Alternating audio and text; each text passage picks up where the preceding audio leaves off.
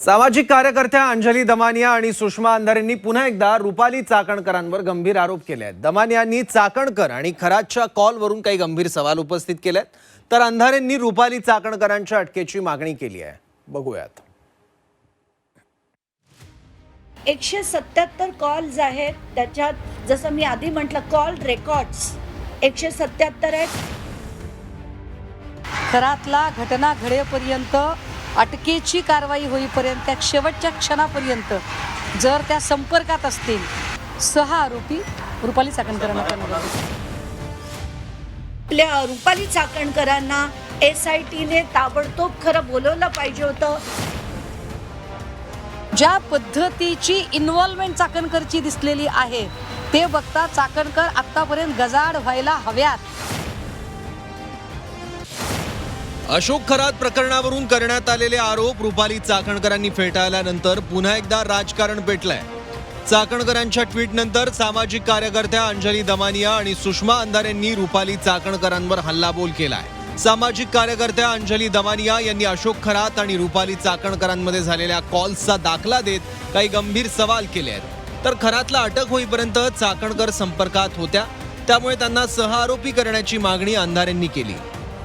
177 calls आहेत, त्याच्यात जसं मी आधी म्हटलं कॉल रेकॉर्ड्स 177 आहेत, ज्याच्यात इनकमिंग कॉल 119 आहेत, आउटगोईंग कॉल 58 आहेत आणि हा डेटा 1 एप्रिल ते 17 मार्च आहे। आणि इंटरेस्टिंगली 17 मार्चपर्यंत अगदी त्यांचा फोन बंद होईपर्यंत रुपाली चाकणकर त्यांच्याशी बोलायच्या आणि एका दिवशी ते तब्बल 22 मिनिटं गप्पा मारत होते। याचाच अर्थ बघा की चाकणकर किती खोटं बोलत आहेत की ज्या चाकणकर म्हणतात की व्यक्तिगत आयुष्यात कोण काय करतो त्याचा आपल्याशी काही संबंध असत नाही, पण त्याच चाकणकर बाई जर अगदी खरातला घटना घडेपर्यंत अटकेची कारवाई होईपर्यंत त्या शेवटच्या क्षणापर्यंत जर त्या संपर्कात असतील तर चाकणकर किती जास्त इन्व्हॉल्व्ड आहेत। आणि म्हणून मी म्हणते की प्रतिभा चाकणकर कदाचित प्रतिभा चाकणकरचा याच्यात बळी दिला जातोय स्वतःची राजकीय कारकीर्द वाचवण्यासाठी। त्यामुळे 6 आरोपी रुपाली चाकणकरांना करण्यात। अशोक खरात प्रकरणात रुपाली चाकणकरांचा सहभाग असल्याचाही आरोप दमानिया आणि सुषमा अंधारेंनी केलाय। त्यामुळे चाकणकर यांना चौकशीसाठी SIT का बोलवत नाही असा सवाल दमानिया यांनी केला, तर खरात प्रकरणात रुपाली चाकणकरांवर गुन्हा दाखल करून त्यांना गजाड करण्याची मागणी सुषमा अंधारे यांनी केली। हे जे झालंय की तुम्ही 5 तारखेला आयोगाकडनं जी नोटीस पाठवली होती आणि त्याच्यात तातडीने म्हणजे 9 तारखेला तुम्ही त्याचं जे हिअरिंग घेतलं, इतकी काय घाई झाली होती खरातांची प्रकरणं संपवण्याची, तुम्हाला याची चौकशी झाली पाहिजे। आणि म्हणून आपल्या रुपाली चाकणकरांना SITने ताबडतोब खरं बोलवलं पाहिजे होतं आणि चाकणकरवर तर आत्ता गुन्हा दाखलच झाला पाहिजे, कारण ज्या पद्धतीची इन्व्हॉल्वमेंट चाकणकरची दिसलेली आहे ते बघता चाकणकर आत्तापर्यंत गजाड व्हायला हव्यात। पण मी पुन्हा सांगते की प्रतिभा चाकणकरचा बळी दिला जात आहे का रुपाली चाकणकरच्या राजकीय मुत्सद्देगिरी पुढे? कारण सगळं रुपाली चाकणकरांनी केलं, पण कागदोपत्री प्रतिभा चाकणकरांना अडकवण्याचा प्रयत्न असं काही होतंय का? ह्या सगळ्याच प्रश्नांची उत्तरं आणि महत्त्वाचं की खरातच्या बंगल्यावरचा बुलडोझर कधी चालवला जाणार आहे। खरात प्रकरणावरून सुषमा अंधारेंनी महिला व बालकल्याण मंत्री अदिती तटकरे यांच्यावरही टीकास्त्र डागलंय। खरात प्रकरणात रुपाली चाकणकर यांच्या अटकेसाठी अदिती तटकरेंनी पाठपुरावा केलाय का असा सवाल अंधारेंनी केला। मुळात तुम्ही महिला बालकल्याण विकास मंत्री म्हणून तुम्ही काय तुमच्या खात्याच्या अखत्यारीत असणाऱ्या आयोगाच्या अध्यक्षीनबाईंना पायउतार केल्यानंतर त्यांची अटक व्हावी म्हणून तुम्ही मुख्यमंत्र्यांकडे काय पाठपुरावा केलाय? की आम्ही असं समजायचं का की तुम्हाला जिथे मंत्री करणाऱ्या अजितदादांबद्दलच तुम्हाला काही पडली नाही तर तुम्ही महाराष्ट्रातल्या महिलांची काय तुम्ही कारवाई करणार आहात? खरात प्रकरणात माझ्यासह कुटुंबावर करण्यात आलेले आरोप कपोलकल्पित असल्याचं ट्विट करत चाकणकरांनी म्हटलं होतं। महाराष्ट्राच्या राजकीय क्षेत्रात आजतागायत अनेकांवर आरोप झाले, त्या आरोपांचे पुरावे माध्यमांनी संपूर्ण महाराष्ट्राला दाखवले।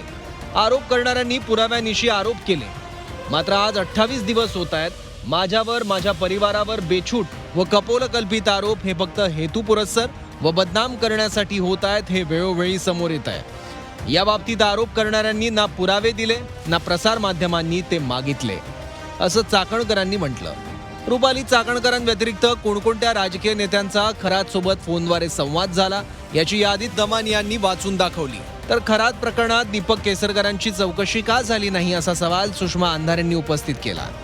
आमदार विधान परिषदेचे शिवाजी शहाणे, पद्मश्री पोपटराव पवार, रामदास खेडकर जे दादा भुसेनचे पीए, दीपक केसरकर यांचे आधी मला एक नंबर जो माझ्याकडे होता तो सापडला नाही, पण जेव्हा मी ट्रू कॉलरवरनं नंबर्स शोधत होती तेव्हा मला दीपक केसरकरांचा एक नंबर मिळाला ज्याच्यातनं 19 कॉल झाले होते। राहुल कोतडे जे OSD आहेत विखे पाटलांचे, एकनाथ शिंदेंचं तर मी म्हटलंच आहे, प्रभाकर काळेंचं मी म्हटलंच आहे, सुनील तटकरे आणि एक जे नवीन नाव मिळालं आहे ते म्हणजे जयंत पाटील राष्ट्रवादीचे। ठाणेकरांच्या कनेक्शनमध्ये अजूनही एकट्या चाकणकरच नाही, ठाणेकरांच्या कनेक्शनमध्ये केसरकरचं अजूनही कुठलीही चौकशी झाली नाही। जो दीपक लोंढे अतिशय जवळचा माणूस आहे त्या दीपक लोंढेच्या सोबत दीपक केसरकरचे असणारे घनिष्ठतम संबंध बघता केसरकरला अजूनही चौकशीला बोलावलं जात नाही।